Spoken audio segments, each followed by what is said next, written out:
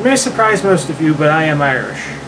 And with the news so focused on other events this late spring, early summer of 2010, like BP, the World Cup, and other events, I was very pleased to hear that British Prime Minister David Cameron finally apologized for Bloody Sunday and the events in Derry, Northern Ireland on January 30th, 1972.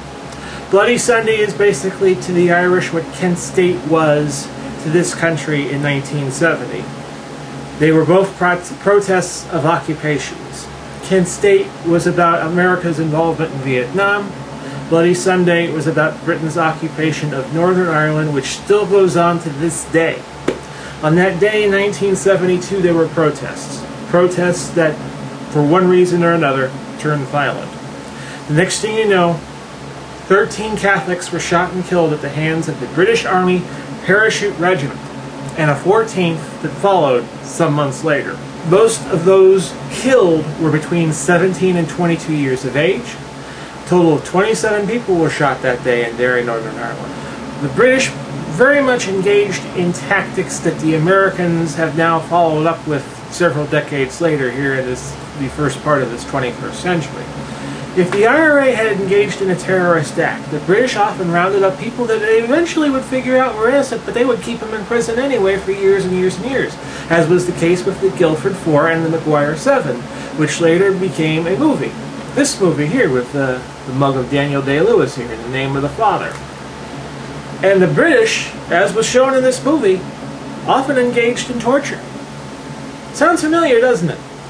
Especially our last president, who often said in front of the TV cameras that we do not torture, when all in all torture was taking place right before our hands. Even terrorists have rights.